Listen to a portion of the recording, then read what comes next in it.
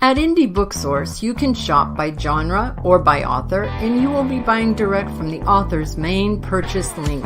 We offer hundreds of titles in formats that include ebooks, paperback, hardbound, and audiobook. Support an indie author. Visit indiebooksource.com today.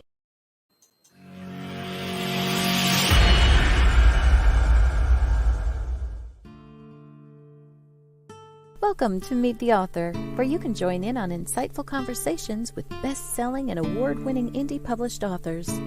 Your hosts today are Rob and Joan, who themselves are indie published authors, book publicists, and paranormal investigators with Tampa Bay Spirits, based in Tampa Bay, Florida. Thanks for dropping by. And now, on with the show. Hi, I'm Rob. And I'm Joan. I'm glad Rob is back. I'm glad I'm back too. I was almost being replaced there permanently, but I survived. You didn't have any beginning commercials last week because I didn't hit the second go live button until much later. Yeah, that's okay. Hi, Chanel. How are you? You're popping in early, driving home from work. And Trish Pipkin says, hello, everyone. Hello, Trish. How do you like being on that side of the camera, Trish? George Dismuke says, onward without judgment or forethought. That's a good way to go. Close your eyes. Joe Conchel says, yay, welcome back, Rob. Thank you, and Joe. Hi, Joan. Hi, Joe. And oh, my God, I'm so glad that he's back. Trish says she could never replace you. Okay, she's back in the will. Oh, wait a minute. She wasn't out of the world to begin with. Paul Hollis. Hey, Paul. Hi. Paul Hollis says, hello, Joan and Rob. Hey, Paul, we're glad to see you. Trish says it's less stressful being in the audience. Side, yes. That is so true. That's good. It's very true. Oh, my goodness. All right, I got that over with. Should I show the bandage or no? Sure, go ahead. Everybody, here we go. You ready? This is my bandage right here. This was bleeding profusely the other night. That's why I could not. That's better. Sorry if I scared anybody. I should have given a warning thing for that, right? Yeah. Well, for those of you who don't know, he had a very large tumor, which was cancerous on the top of his head. And for a while, we didn't know if it had spread to the bone. Hi, Chanel. You know what I'm talking about. And, but yeah, they got it all and it didn't spread. Chanel says, good today. She's good today. I'm so glad to hear that. It's gorgeous out here in 62. Ooh, that's really nice. Yeah. And Marjorie Deering says, glad to see you both together again. Oh, George Dismuke said, change your name to Curly. Yeah, okay, Tex, we'll consider that. Curly had that much hair too, didn't he? Okay. All right. Trish says, it looks so much better. You look much better. Thank you. I feel so much better. That's yeah. Sure. The other bandage was a compression bandage and was very large. Terrible, yes. And it had to be changed twice. Yes. By our doctor. So enough about that. We could actually write a book about that. I don't want to. Thank you, Paul. Paul Hollis said, wonderful to have you back, Rob. It is. I'm so happy he's here. I can't even begin to tell you. So I'm so happy. I'm going to talk about some events that are coming up. How about that? Okay. All right. Next week, Meet the Author and Voice of Indie crossover event. We're going to have Stephen Gies is going to be on. Wait a minute. He's an author. I have and we have this here. This is what's going to come on after our show at 8 o'clock. So you guys can just travel from here to there. It's going to be on blogtalkradio.com. We'll have a post on our Facebook page about it, of course. It's Voice of Indie episode 86 with Stephen Gies and Beam Weeks, 8 o'clock. That's immediately following next week's show. We're going to end our show right at 8 o'clock, hop over there to their show, and then they're going to interview us. Yeah. Go figure, right? And yeah, they'll be on our show first and then we'll be on theirs. So that's the first time we've done that. So that's going to be fun. So tune in. We might get confused. See what I can do to confuse things. The next thing we have, and that's next Wednesday, the 23rd, right here at 7 o'clock again. Then the 25th to the 27th is the Winter Parafest in Rochester, New York, fundraiser for Veterans Outreach, rochesterparafest.org for more information. Okay, you want to go there and see that. And then April 6th is going to be the Magnolia Bluff Crime Chronicles reveal. We're anxiously awaiting that. It's part 1. They're going to have 3 of those shows. Each one has 3 authors from the 9-author anthology. This first one on April 6th is going to be C.W. Hawes, Caleb Pirtle, and Cindy Davis. And all 3 are writing books. One's releasing, I think, in April, and then May, and then June, respectively. And they're going to talk about all the 3 of their books, and it's going to be interesting. That's a cool idea. So that's what we have for events coming up. And now, without much ado, we should bring in our guest. Hi, Pamela. Welcome to the show. Glad to have you. Hi. Thank you. It's great to be here. It's really good to have you here. You were probably glad you weren't here last week. Oh, yeah. Joe Congel says more excuses to wear a hat. There you go. I've always done that anyway, so I got you. So right off the bat, why don't you first tell us when and how you got into writing, and you can go all the way back to when you were a kid if you want. Okay. Yeah, I did start that when I was a kid. My dad was in the military and we traveled a lot. So, and I had a younger brother. He was 5 years younger. So, when they're infants, they don't really keep you company. And I recall my memories of writing usually have something to do with we traveled somewhere. We went to see family, or maybe I was bored in the car, because we traveled in the car a lot and had family all over the place. So I remember writing stories. I wrote one about finding a dinosaur in my uncle's barn, because he lived in Tennessee and had a barn, and not a full-fledged farm, but he had pigs, and the barn was pretty tall. It could have fit a dinosaur. So that sparked my imagination. Animals factored in a lot to my writing then as a child. I think I was about 8 when I wrote about the dinosaur. I would write poetry sometimes. And I know when we were going to move from Virginia down here to Florida, my teacher gave me an assignment to write about the differences, when I went from Virginia to here. Because we traveled down to look for a place to live and then went back. So, lots of things sparked my imagination. I enjoyed writing, and I went on to major in English and took classes to be an educator. Became a middle school teacher of English. And I was just pretty much writing all along. Writing kind of was a good outlet for me. I would write poems for my mom on Mother's Day. I sometimes entered contests.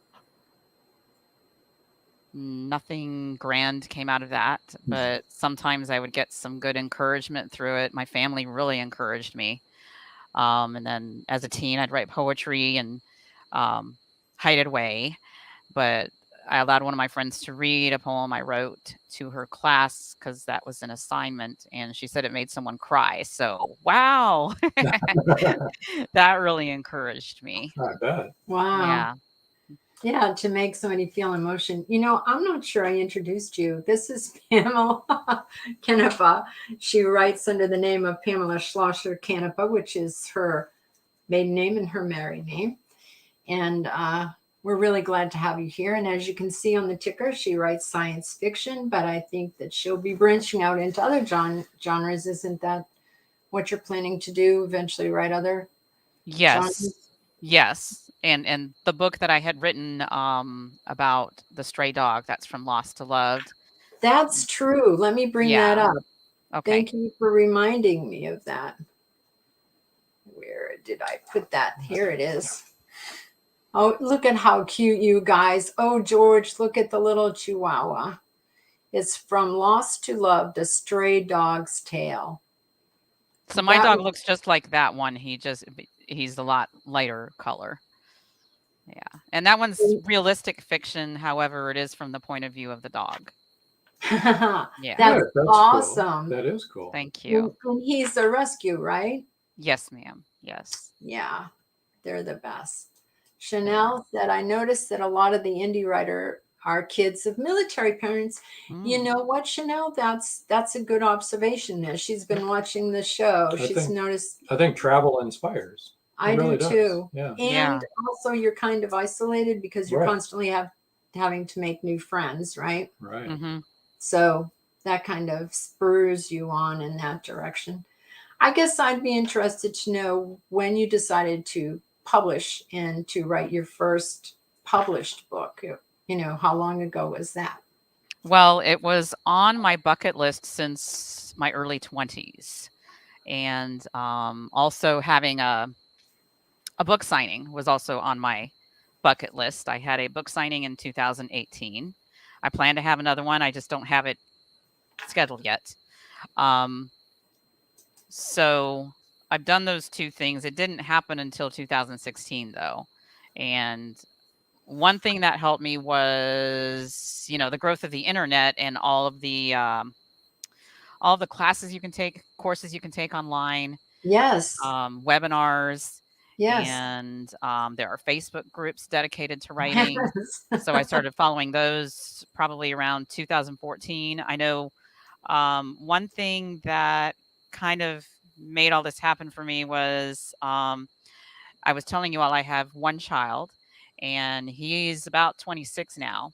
When he turned 18, that was 2014, and I had more time to myself. So I began hanging out in writing groups, and people would share news about their writing journal and say that they were self-published on Amazon, and I could ask questions. How did you do that? How do you do that? So they gave me the website. I could check it out. Um, I wrote some stories on Wattpad for a while, and I had been blogging on and off for probably about 10 years. But in 2016, I started blogging on WordPress and just really found a community there for blogging. And some of the types of posts that I enjoyed were the ones that would give you a challenge. They'd give you a photo, you write a short story, or they give you a word. Sometimes I'll still participate in those. I find that kind of fun, especially flash fiction. You have to get it all within 99 words. So it's quite a challenge. And people are doing that challenge a lot. Let me Yes, yes. interrupt you for a minute. Catherine J. Bain says, can't beat a rescue. I agree 100%. Yeah. We have one right And now. thank you for commenting from LinkedIn. Everybody on LinkedIn, feel free to comment in there. You've Yes, got the please. ability. We can see you, hopefully. Our LinkedIn people are usually very quiet and don't Yes. say a lot, but we love to hear from you. And Yes. Joe Conjal has a question for you. He says, do you find it challenging or was it easy to write from a dog's perspective? And that's a really good question, Joe. I was wondering that myself. How did you put yourself in your dog's paws? So to Okay. speak? Well, I do have to. I mean, I guess I've credited a lot of things, like my son growing up, and suddenly I had more time with the writing thing, and then the internet. But getting a dog, that was November of 2014, and I would take him out on walks, and I would get ideas as I went on my walks.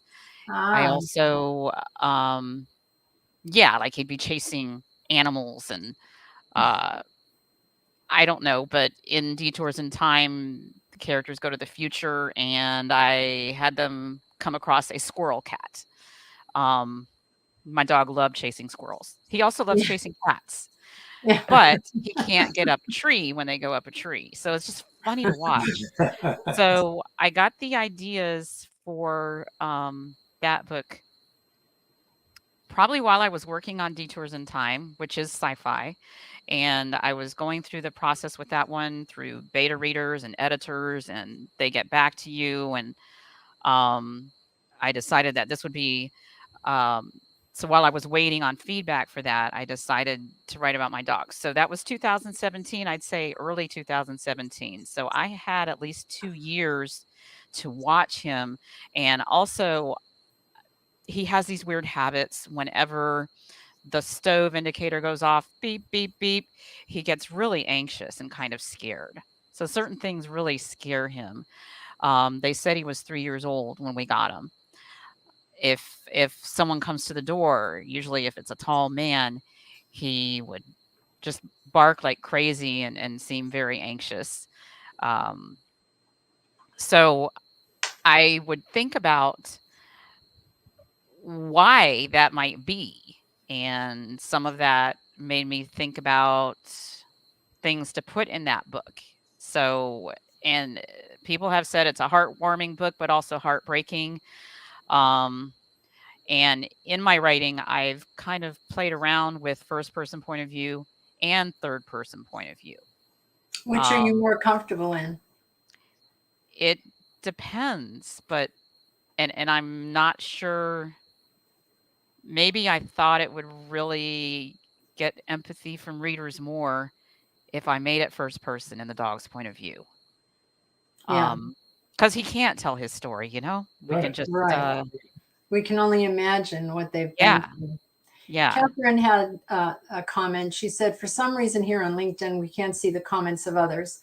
Catherine, I'll tell you the reason for that. We're on 6 different venues right now. We're on 3 different Facebook pages, one, of course, LinkedIn page, and then 2 YouTube pages. So if someone is on our YouTube page, for example, they can only see what people are commenting on that page. So people that are commenting are commenting on each different page, and they can't see anybody else, only the people on their page. So there's that. And Joe wants to say, thank you. I appreciate your answer. He's speaking to you, Pamela. Okay. And if it's any consolation, Catherine, we try to put up all the comments. Yeah. We do. We really, even if it's like, hello.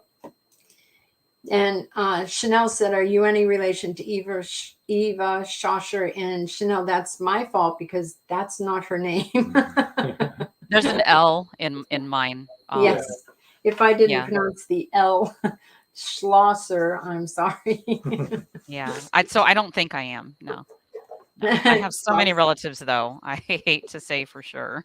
Well, let us go back to that first book, Detours in Time, because now it sounded to me like you were sort of writing them both along the same time line, that you were about to write Detours in Time, and from Lost to Love, you were thinking about things about Detours in Time. Am I getting that right? Yes, you are. Let's see.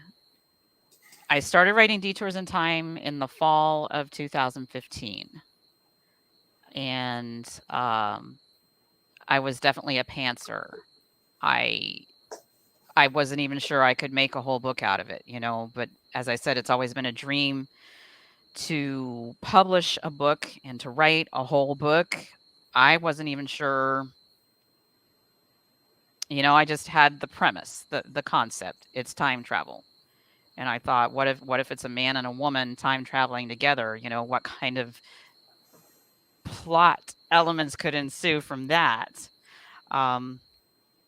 So I don't know. Ideas came little by little. I didn't really outline all of it.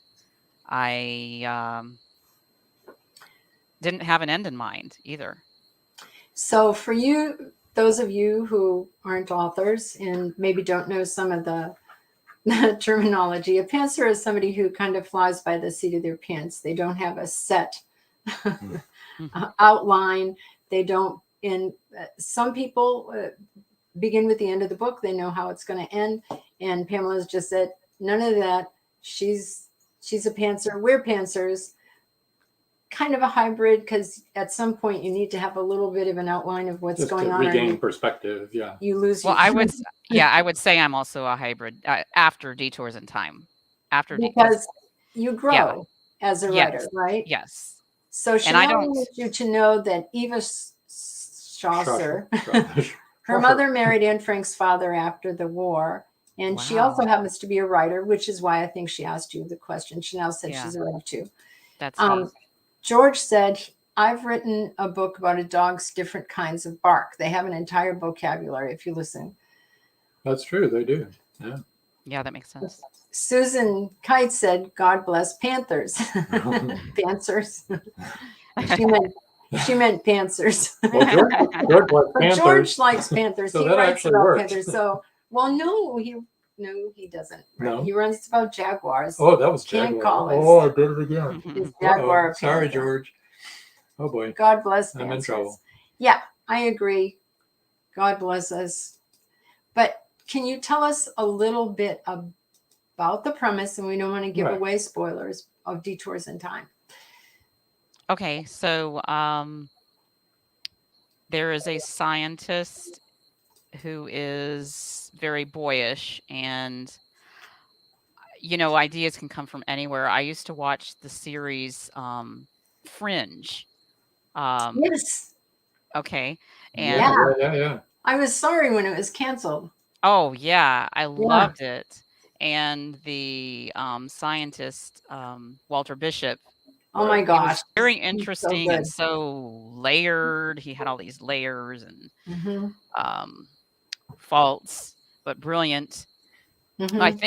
think I made my scientist a little bit more boyish, but he is much older than the young woman. However, she's 30, so and she works with him. And so they go on a time travel adventure. They go to the future. That's awesome. That And they sounds have really yeah, good. they have to try not to change too many things. And of course, there's always temptation. And which was Um, your next book? say it again, please. Which was your next book after Detours? Undercurrents in time. That's what I thought. Mhm. Now that looks like a really cool cover. I can Thank see a you. watch and on top of like an ocean. Currents. Yeah, on top of the Mhm. current. Yeah, on top of the current. And then you see the person Drowning. under. No, So- I think they're not. They're not drowning, are they? Okay, good. Well, that would be Tabitha, and the cover is really metaphorical. She really does get in deep water in this Okay. book. All right, that's cool. So yeah, it really dives into her mind. It's very character driven. Um, however, Milt, the scientist from Detours in Time, is in this book also. Yeah. We had people saying, Trish Pipkins said, I remember Fringe, loved that show. Joe Conchal Yes. said, Fringe was awesome. It was. And Paul Hollis said, great cover. And it is. Thank you. It Both- is. Both covers. I really like the first Both one. covers too. are really good. For those that are listening and not watching, we should tell you that Detours in Time shows like an alarm clock. And you can see the two characters you were talking about running through the Through time. alarm clock, like running through time, I would guess. In our undercurrents, we already explained that. And it's kind of yellow gold on top and sea green underneath. It's really cool. So which was the third then? That would be Malachi Ruse Master. Here we go. Yes, and he is a character that showed up in Undercurrents in Time. Okay.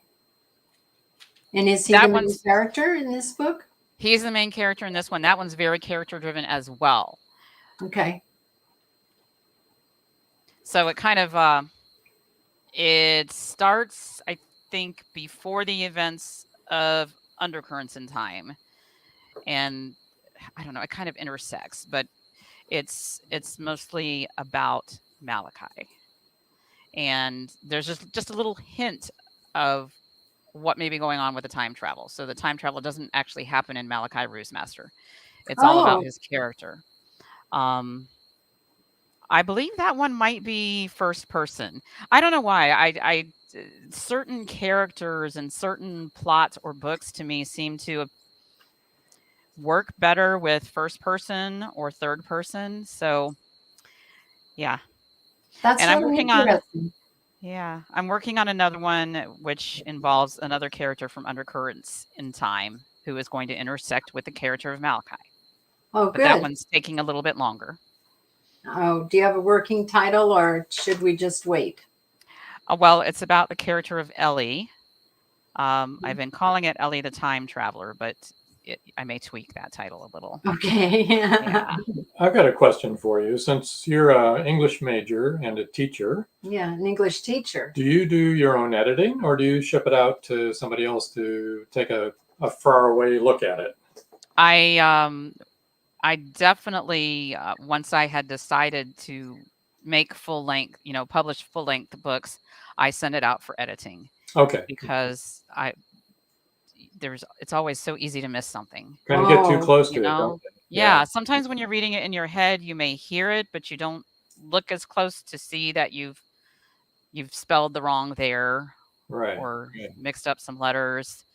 I know with one book, I was writing there was sweat on his forehead, but it came out there was seat on his forehead. But, yeah, Ooh, I knew it was sweat and was just reading it and didn't catch yeah. it. right. Your Right. brain So, saw it as Yeah. sweat. Yeah. You Mhm. interpret That's it that okay. way. We wrote dose one time. It meant to write dose and wrote dose. oh, Yeah. And my friend who's a nurse said he was dosing what? And I said, "Mm, Oh yeah, well. that yeah. happened. So, yeah, I always do send them out for editing. Yeah. Okay. Just wondering. It's really difficult. Okay. You want to tell us a little bit about Made for Me? Okay, that is my first self-published book. That is a novella. Um, it's you could call it sci-fi romance, but definitely clean sci-fi romance. And it's in the future. That came out of when I was writing stories on Wattpad, and I still have the Wattpad account. I just don't really go to it and use it as much now. But that's where I got the idea for this, and just kind of from a short story, and then I just added on to it. That's good. Here's Catherine J. Bain. She said, I had a friend whose draft had an exploding IUD instead of Oh. IED. It was gone. Shoo. Oh my gosh, That was Catherine. Ouch. Some of these are comical. That is great. Yeah. But the visual for a woman is just awful. Yeah. Oh my goodness. That's and IEDs are not funny either. So No. I don't know why I'm laughing, but it did that made me laugh. And seeing through Samson's eyes, step in another's shoes, and the journey begins. That one was another novella. I took some of the characters from Made for Me and continued the story. One of them was a girl named Nori in Made for Me. And with Made for Me, I think I gave 3 different points of view. The main character was, I'm not even sure. That's bad. I want to say Aubrey. It was something like that. And then there was Samson. And then there was an adopted daughter named Nori. So the Samson's Eyes has her trying to track down her roots. And following that was From Bedlam to Ben. That's where Nori comes across and befriends some androids. That one was a novelette. It was kind of shorter. From Bedlam to Ben. Right. Marjorie had a comment. She said, professional editors are wonderful. Word to voice programs really make mistakes stand out even before you get to that point. Yeah, you're not the first one that's mentioned that. Marjorie, a number of our authors do that. That's true. They listen to it. And then, because then it would have said IUD, and, Catherine's friend would have gone, oh, no, that's not what I meant at all. All of these are great covers. Here's Crossroads Diner number 205 for the in-between. That's a very interesting title.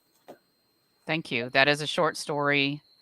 And all these people are in a diner, and by the end, you realize the diner is not just a diner. Okay. So it's kind of spiritual, metaphysical. Twilight Zone. Something like that. Kind of like the Twilight Zone. I have been told, yes, I've been told that it's kind of like the Twilight Zone. But sounds like it. Yeah. So Catherine would like to know, how long does it take you to create your fictional world in your sci-fi? I don't know. It varies by book, and I didn't really know how to do that. Yeah, it's something I kind of learned as I went along. In Detours in Time, Undercurrents, and even in the Malachi book, it takes place in Virginia, in the same area near DC, which is where I lived as a child. We moved here to Florida when I was 8, but I have been back to visit DC just a couple of times. So I'm definitely not an expert on the place, but I do remember weather patterns, the types of trees. Not only that, I've been a fan of James Patterson for quite a while, and Oh, me too. his Alex Cross character Yep. lives up in that area. Yep. So that kind of made me feel comfortable using that. So George Dismukes wants to know, I want to know what a clean romance is. Nobody does the wild thing or nobody gets called names. George, Maybe I would both, say, yeah, I would say maybe it's hinted at. Nothing is clearly stated or really detailed out.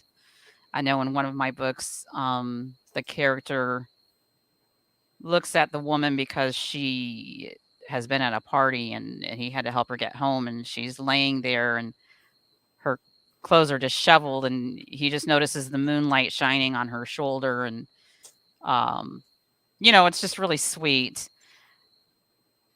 Being that who knows who may discover my books, it could be one of my students one day, so I figured I'd keep it clean. There you go. Good thought. At least until I retire. There you go.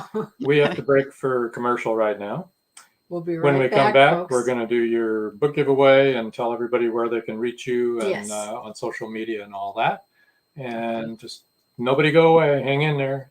We'll be and right. enjoy these wonderful commercials. Many secrets are hidden within the darkness of the jungle. Behold, this one about a man, a woman, a black jaguar, and an ancient Maya legend. Two Faces of the Jaguar is a novel by George Dismukes that will take you deep into the jungle and capture your imagination until the last word. Two Faces of the Jaguar is book 1 of a trilogy. Two Faces of the Jaguar, where only the adventurous dare to read. Two Faces of the Jaguar, The Lost City, and The Jaguar's Quest are available on Amazon.com, Barnes & Noble, and many other bookseller websites. Two Faces of the Jaguar, the book people are talking about. Get your copy today.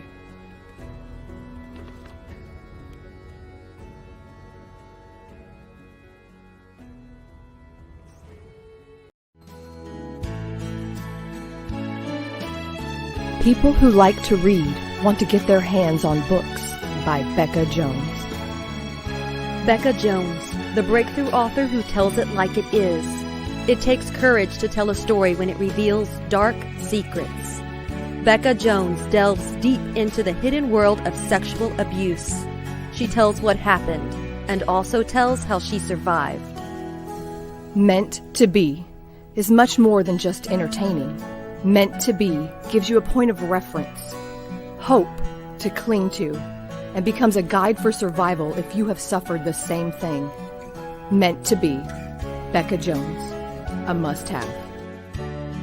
Meant to Be is available on Amazon, Barnes & Noble, and many other bookseller websites.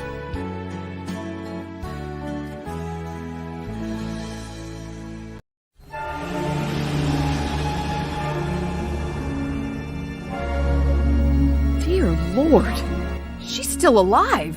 Who's still alive? Maris, that's who. Come on, Angie, that's impossible. Impossible or not, she's still alive, I tell you. She killed that boatload of people, and she's just getting started. There's no limit to what she will do. It's not easy to kill a siren. It takes a formula and a plan. Siren Song 2 is the spellbinding sequel to Siren Song. Both novels by George Dismukes. Siren Song 2 will be on bookshelves and bookseller websites in July. Don't miss it.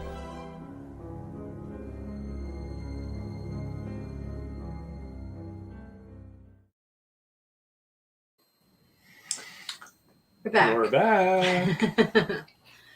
All right. So let me start with this right away. Pamela's website is pamelascanepa.weebly.com. And for those of you that are just listening on a podcast, that's PAMELASCANEPA. Her Facebook is Pamela Canepa blog. So that's PAMELACANEPABLOG. So no S in that one. And Twitter, it's at Pam S. Canepa 1. And her email is pschlosserc@hotmail.com. I said that. PSCHLOESSERC. Very good. Very good. You did that good. Yeah. Now, shall we get right to the Yes. book giveaway? Here's the book All right. giveaway, everybody. Ready? Book giveaway is the first person to email PSCHLOESSERC@hotmail.com will win a signed copy of Detours in Time, and this is a U.S. only. And it is a paperback signed copy. So get your fingers typing, and hopefully you'll be the first one in there. Yeah, you're going to win an actual book You leave it up. that you can hold. Yeah, I meant to leave that up there. Sorry. I guess I make mistakes even when you're here. No, you don't. I have the book right here. There it is. There That's it the is. exact copy. We can. Yes. That's the one you're going to get. Has this cover on it. It's That's pretty. beautiful cover. It is. It's a really nice cover. How much fun was that the first time one of your published books came in the mail to you? And Oh, it was great. It was amazing. It was Yeah. amazing. Yeah. Isn't that the best feeling? That's great, huh? Yeah, it is. And It it's is. in the Library of Congress forever. So, wow, Mm-hmm. that's really cool, I think. Did we get all of your books up there? I'm think we thinking, did. oh, no, From Lost to Love, right? Oh, yeah, we did that first. Yeah. Oh, gosh, that's such There a we go. cute dog. Cute little chihuahua. So lots of choices there if you go to the website and take a look and see what she has to offer. Mm-hmm. Yeah, definitely. I did include a picture of my own dog in the back of that one. Oh, Oh, did you? Yeah. Yeah. See. So he looks very much like a Chihuahua. Move it Yep. over a little bit to your left. They said he was part Pomeranian, and that only showed up in his tail. Well, oh gosh. There you go. That's There, good. that's Yeah. better. Cute. Sweet. Thank you. How old is he now? They said he was 3, so he would be either 9 or 10. Because they Oh, had to guess wow. at his age based on his teeth. Yeah, Yeah. right. So he's now considered a senior citizen. Yes. Yes. So I have a question for you. From the time travel books, when writing time travel, what is the biggest hurdle you had to get over in formulating the story to get it to work?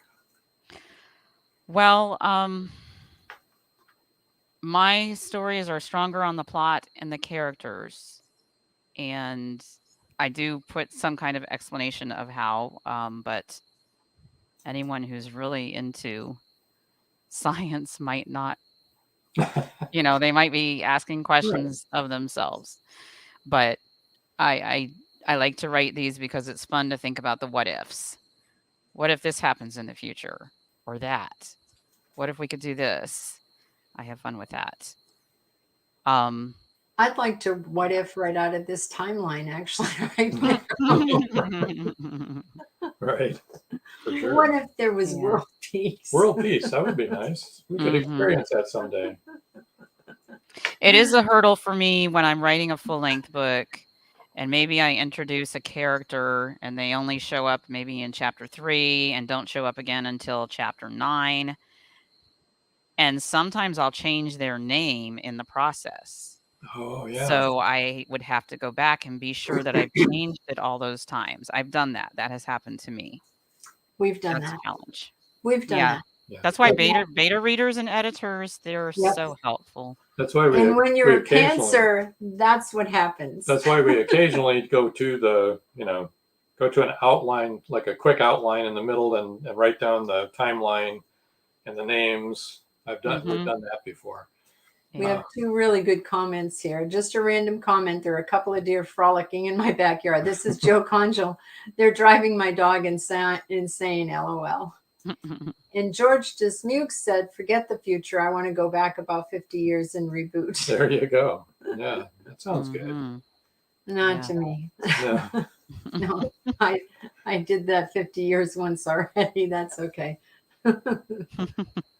I've done 75 years once already, so I'll just stay where I am. Just stay. I thought you wanted to get out of Keep the going timeline. forward. Well, the timeline, but not by age. Okay. Gotcha. All right. Well, that makes sense. Yeah, because they're jumping to different timelines, but they're not becoming younger when they jump to that timeline, or older, right? Right. Yeah. Okay. Right. I didn't think that.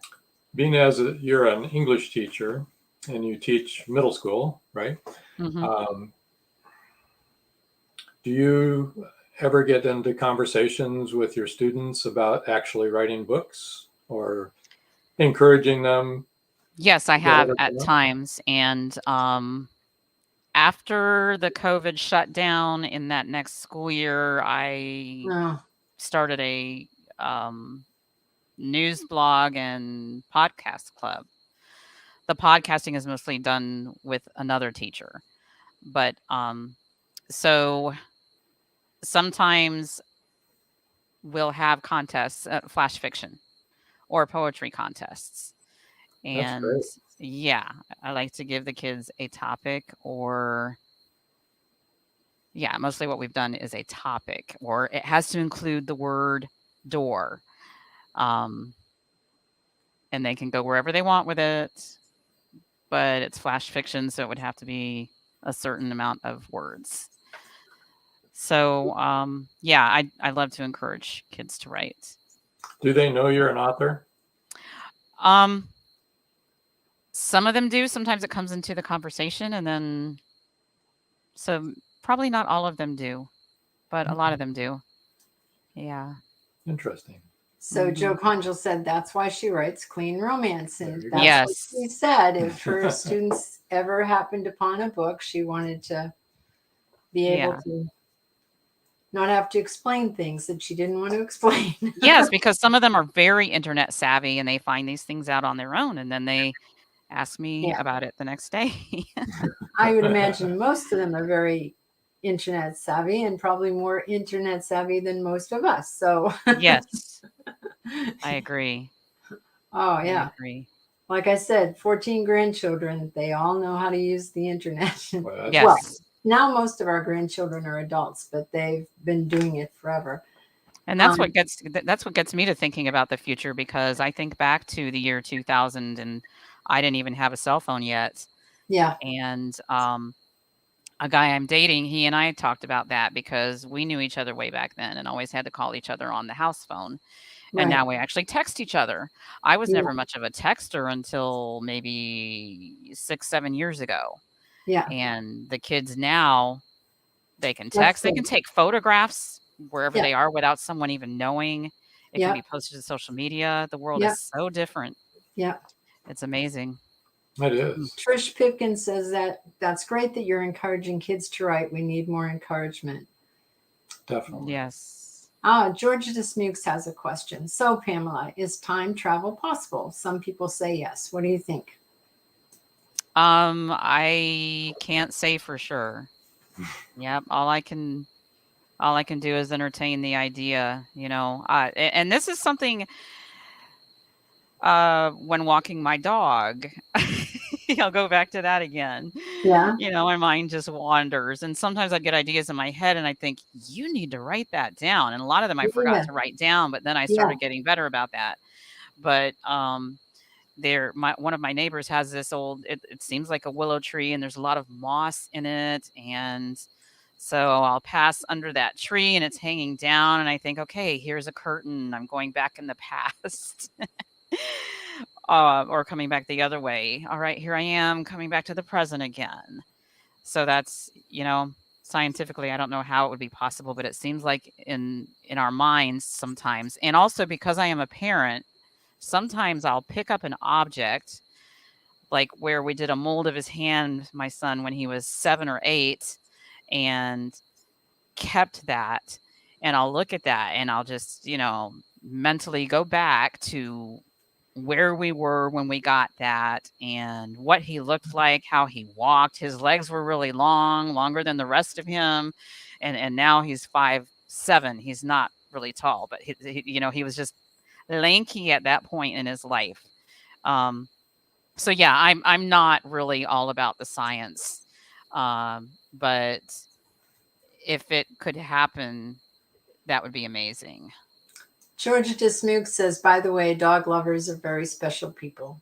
I agree. I agree 100%. And you know what I like to think about with time travel too is just how much we could screw things up if that was possible. Worse than we already have. Trish. Yeah, possibly.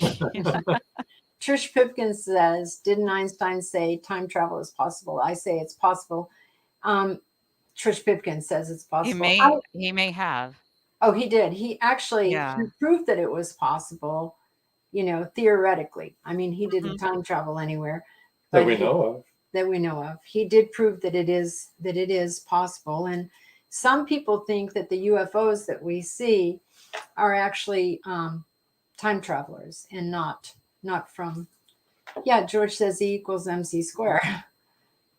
And his whole thing about it was all on a line that you could bend the line and you could travel from point A to point B and, point A to point Z really, or whatever is in the middle of the alphabet. I'm not thinking right.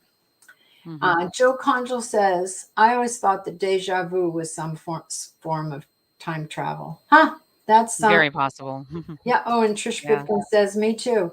Yeah, that's something I've never thought of, but yeah, that could be. Now you got me thinking, Joe. Oh, I think we've talked about this before. Did we? I got that feeling. No. Okay. All right. So LinkedIn a LinkedIn user. Sorry, your name didn't come up. Yeah. That's okay. Yeah. Has a question. How do you go about obtaining book reviews? Do you read them? And how do you deal with any negative reviews? Very good question. Very good question. If you're going to comment again, include your name on there so we can see who you are. Yeah. If you want. When I post about my book on social media, I do ask for a review. Yeah.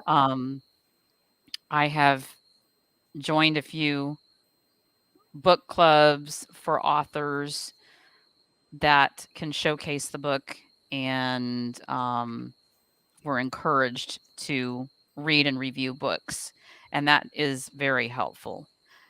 Do I read the reviews? Yes, I do. If there are negative reviews, I don't deal with them.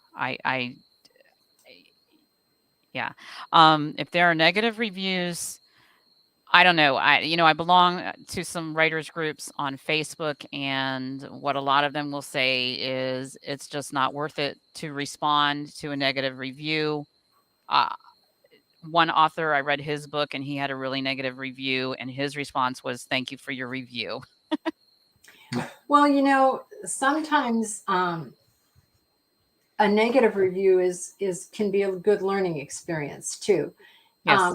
Now, if it's just a hateful, put down, abusive, and it's not constructive criticism or explaining what the difficulty that you had with the book was, then, that you probably shouldn't answer. But I will tell you that we got a negative review about Bioprints, our first book. And I don't know if you can see the cover or not, but you can see that it's a smoking gun, right? Okay. So this one man went on and on about we used too many cliches and we were funny when we didn't even mean to be funny. Okay, we meant to be funny. And so I said to him, if you saw the book cover and you saw the smoking gun, that should have been your first clue that this wasn't a book for you if you didn't like That's right. Cliches, because that is a cliche. Right. Yeah. Okay. Yeah, but just ignore them if they're hateful. I shouldn't have answered that, but it was our first book. George Smook says, W.C. Fields said, I don't care what they say as long as they keep talking. You know? Yes, That's right. I've heard some people say that too. Even a negative review is still a review. And yeah, especially if you're controversial and people hate it for that reason, that's going to make other people want to read it. And, you know, I haven't Exactly really right. been controversial, but maybe I will one day. Yeah. And Joe Conchel says, a negative review is just one person's opinion. It's not necessarily fact driven. Take it in stride. Yes. Okay. This Trish yeah, Pipkin said, this reminds me of the review. This is so fun. This was just on the other social day, media the other day. This reminds me of the review of the fiction book that said they felt the author was making it all up. I just think you're making it all up. Yeah. Yes, that is why it is a fiction. What is the definition of fiction? Wow. That was seriously An the actual review. comment, right? Yeah. When I read this book, I feel like you're just making it all up. People are something, aren't they? Sheesh. Yes. And then you say, thank you. I did make the whole thing up. All by myself. Which one of your books is your favorite? Oh, yeah. I like that question. Oh, that is. It would definitely be something in the Detours in Time series, but I think I put on many hats and I get in different moods throughout the year. And yeah. Right. I love Detours in Time, but Undercurrents in Time, I really had fun writing that one and going into Tabitha's mind. One of my friends told me that the character of Tabitha is like me, Pam, on steroids. That's good, though. Yeah. I mean, that's really good. Is she your favorite character? I don't know, because I really do like the character of Malachi as well.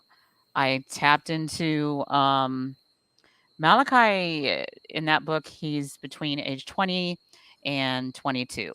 And I tapped into myself where I was at that time in college and, trying to find my identity, establish my identity. And, he's actually a college dropout, but I tapped into some of my experiences where you end up eating lo mein for dinner 3 nights in a row. It's a tough question, but for Tabitha, I tapped into places I had been at different times in my life also.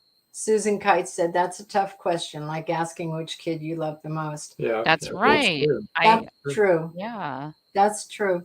And also, I think what you said about which hat you're wearing at the time, I think, that's who you kind of go with. You veer more towards one book or one character, depending on what kind of a mood you're in, too, Yes. I would come up with so many more if my hands could keep up with my brain.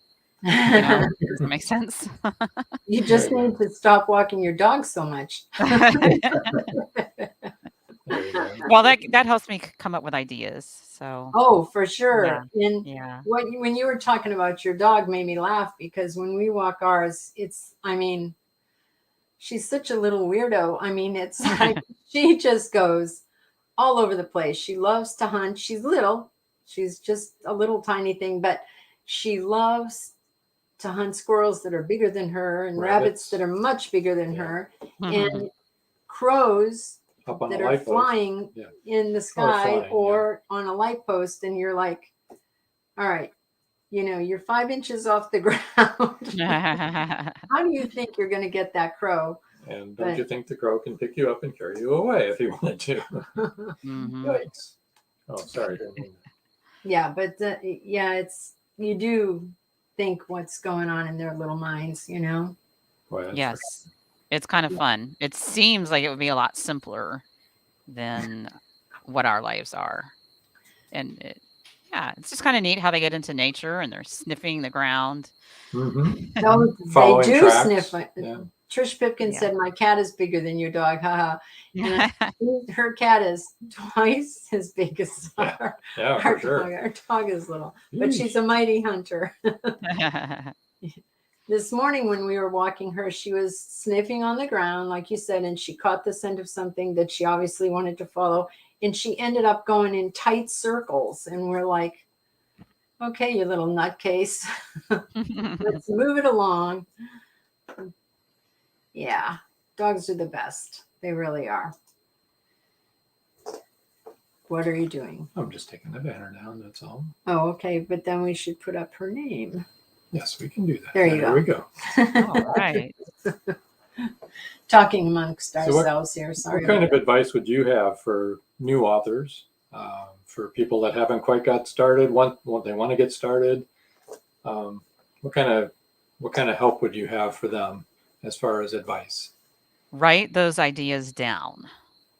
Write those ideas down, because sometimes I would just get an idea and I'd think that would make a great book, but I didn't have time to write it, not that week, maybe just not that night. And the next day I'd think, okay, what was that idea I had? And it was gone. Yeah. Sometimes Because especially if you work a full-time job, or if you've got kids at home, young kids especially. But this was when my son was 18, and so, with the job and everything, I'd keep forgetting. Then I finally bought myself a little notebook. It had a beautiful green tree on the front, and I'd start writing those ideas down. Also, your cell phone, when you were talking about writing, I keep a lot of notes on my cell phone. Then Yes. you can write it on your cell phone as you're walking along, and then write it down in your notebook when you get home. Yes. Catherine J. Bain said, "The Mighty Hunter is a good title for a book where the dog has the point of view." That's very good. I like that. You could actually record it on your phone too, if you want. Right. Just might be easier than trying to even. Oh, yeah. Right. Joe Conchel said, "I'm constantly texting ideas to myself." That's really good. I started doing that a few years ago because I got the blog app on my phone, and it is very handy. Yeah. Yeah. Susan Kite said, "Been there. Amazing what I could write during state testing." There you go. Trish Pipkin said, "I use the notes on my cell phone." That's what I use too, Trish. And we've never talked about that, even though she is our daughter. Oh, It's funny. We both thought of that. Writing, and Catherine J. Bain says, "Writing down your ideas keeps it from interfering with your current project." That is true. Right. yes. That is You true. can separate it out easier. Yeah. And then you Yes. can just go back to it. And Susan Kite said, "That is a great idea." It is, because Yeah, I it have a current project, and I have 57 typewritten pages for it. Yeah. And then there are some days where my hands are tired from being on the computer. So I Yeah. also have a little notebook where I'm writing chapters or additions to ideas that I had gotten typed. But I also have an idea for a book after this one, and I got the idea written down, so it's not lost. We're Yeah. paranormal investigators, so we have a lot of recorders, but we can't put ideas on them because they're all filled with EVPs. Mm. Oh well. Yes.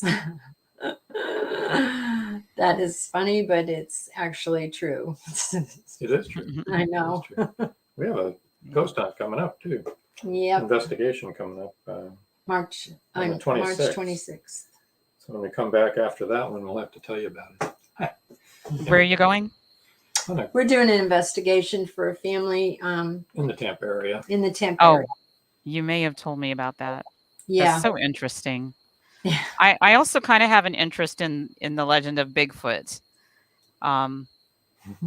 Yeah, I've read a few fiction books about that this year, but Yeah, you should read some nonfiction. That's interesting. yes, that would be. I haven't. We were Yeah. camping one year.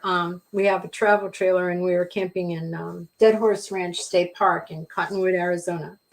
And it's on the Verde River. And every day I would get texts from people telling me that Bigfoot had been sighted on the Verde River. So we'd march down and we'd look. It was right near our camps, right where we were camping, Wow. and we never saw him. No. But people were seeing him, but I didn't. Oh. And where is this located? In Arizona. That was in Arizona. Arizona. Cottonwood, Okay. Arizona, yeah. Cottonwood, Arizona. Oh, Yeah. wow. We were at camping at a state park. Yeah. Dead Horse Ranch State Park. Dead Horse Ranch Good State folks Park. there. Yeah. Good folks. That's a We've been nice camping. We've gone there campground. camping for, oh my gosh, Long 40 years, I Yeah. guess we've. It's been a long time. We first went camping there when it cost $7 a night to camp.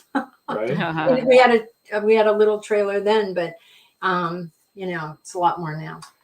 Here's George's third wife. Oh yeah, Bigfoot is actually female and named Deborah. That's his third wife. I had read that there's a Bigfoot museum in North Carolina, and I definitely want to go see that someday. Maybe Joe Conjul can tell us about that. Yeah, Joe, do you know if there's a Bigfoot museum there? He probably does. Oregon and Washington is really, really the place to be. Yeah. We used to live in Oregon, and when we were living there, there had been a blizzard, and this little 8-year-old boy was walking out in the blizzard when he shouldn't have been and got lost. And a big hairy man came and brought him home. And there were the footprints in the snow of this little boy and a Bigfoot's bare footprints. So that happened. That was a long time ago. Joe says he's not sure. Joe said he's not sure. He'll look that up. Yeah, that'd be interesting because you're not far from North Carolina, and we are not far from Right. North Carolina. Yeah. So you don't have any book signings coming up, but you're thinking about doing one, right? Yes. Well, but because of weather, normally I would probably try to have it in the fall. When I had my first one, it was early in November, and that was That's perfect. a great time to have it. Yeah. Yeah, and October seems like it would be great too, but then we get a lot of hurricane scares. I don't know. I just need to jump and do it. So.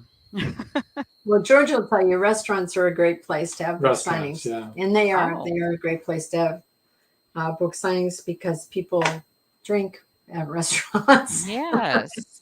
And are more in the mood to buy a book. Especially if you're a hometown author, Right. So if you find one in your own neighborhood, or your own area, that goes far. Joe Conjul said there's a paranormal museum in Littleton, Ooh, North we have to Carolina. go. We should go. Interesting.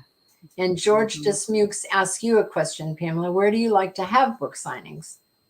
I've had only one book signing so far, but we have an independently owned bookstore called San Marco Books. Oh. And I love the San Marco area. It's pretty easy to get there from where I live. That's where I had my book signing on. It was 3 years, a little more than 3 now.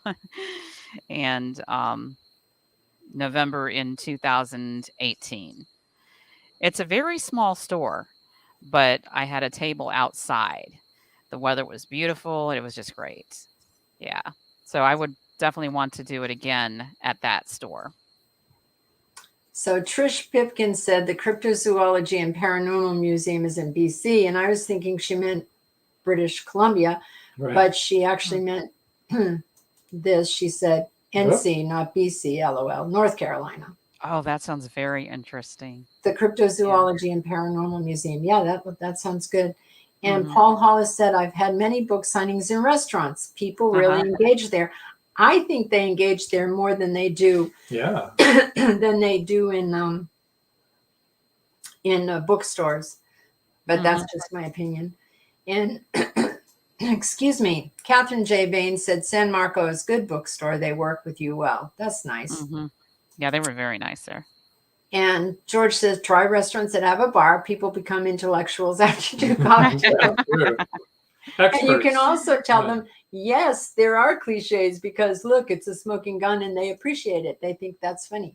Yeah. Joe Ponchel said, I think that's the same one I was talking about. The That paranormal museum. museum. The cryptozoology. Right. Yeah. And Trish Pipkin said, I know I do. Oh, she becomes more of an intellectual after 2 cocktails. But seriously, restaurants are good. Just talk to a Yeah. restaurant owner and Yeah, that's a or good the idea. manager of the restaurant and say, Because that, You know, I'd love that to have adds a book interest to signing the there. restaurant too. I mean, it gives them another little perk, you know, Mm-hmm. yeah, Right. another event they don't have to pay for. an event that they don't have to pay for, and people would come to it and I mean, eat and drink at their restaurant. they So hire it's a really good thing. musicians to come in and stuff like that. you Yeah. know. And Yes. a local Folk singers. author, yeah, Yeah. there's plenty of restaurants that would eat that up. Right. Pun intended. That's Pun great. intended. Smoking gun, eat that up. I get I love it, Joan. But seriously, I mean, it would be. It's a really, really good idea, especially now that we're actually can go back into restaurants and stuff. It's Right. Mhm. it's good. Re-engagement time. Yeah. Finally. Well, I tell you what, we're kind of winding up now. Yep. Pam, it was great having you on. We Yeah, really it was appreciate lots of it. fun. Thank you. Yeah, it's a good show. Your books sound really good. And Thank you. I hope somebody has emailed her to win that paperback. yeah, I'm sure they probably have. So what we're going to do right now is we're going to kind of move you over to the side here. Stick around until we come back. Okay. Paul Hollis says, another amazing show. Thank you, Pam and Joan. Rob, as always. Thank you. Thank Joe you. Conchel Thank said, you, great Joe. show as always. It was a good show. It was a fun show. Susan, thank you. Susan Kite, for thank joining you, us. Susan. She said she enjoyed it. And Catherine J. Bain said, thanks for coming, Pamela. Yeah. Thank Yeah, you, Catherine, thank for you, joining us Catherine. as well. Appreciated all your comments. I want to thank everybody that's watching on Facebook, LinkedIn, and YouTube. YouTube. We appreciate you all. And whenever you want to make comments, even if it looks like nobody else is. Yeah. Go ahead and it should come through. And you can put your name on there if you want to or not. That's fine too. And George Dismuke says, break a leg, Pamela, great show. And Trish Pipkin said, fun show. It has been a really fun, easy show. There you go. Don't forget Episode Rewind, Saturdays at 5:30 p.m. Eastern Time, right here where you're watching right now. It's where we rewind, we rerun every old episode. This coming week is the UK Authors Night, episode 16, with Jude Haste and Carol Yeoman, a couple of our British authors on Indie Booksource. So that was a really good show. That We was a enjoyed good it. show. People really appreciated what Judy had to say. She definitely has a message. Right. And Carol just writes really fun books. Really good mysteries. Yeah. But Judy Haste writes with a definite message that you should learn about. Social Yep. issues. Yep. And you can watch any episode by going to indiebooksource.com and go to the Meet the Author tab. And you can see all the audios are there. All the podcast audios are there, and links to the videos on YouTube, and all the links to all the live shows.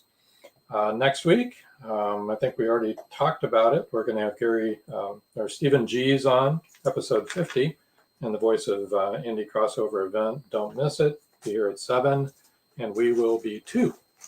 That'll be this show. That'll be that show right there that we're going to do after this one. Next week. Next week, yeah. Not this week. So, do you have anything you would like to add to this fun evening? I've talked enough. No, you haven't. Yes, I have. We'll talk some more. Okay. So, I guess I'm until sure we will. next time. That's all, folks. Bye. Good night. Thank you for joining us here on Meet the Author. Make sure you stay up to date with our show by clicking like, follow, and share. And you can find us on Spotify, iTunes, and more. See you next time on WLFE-DB.com.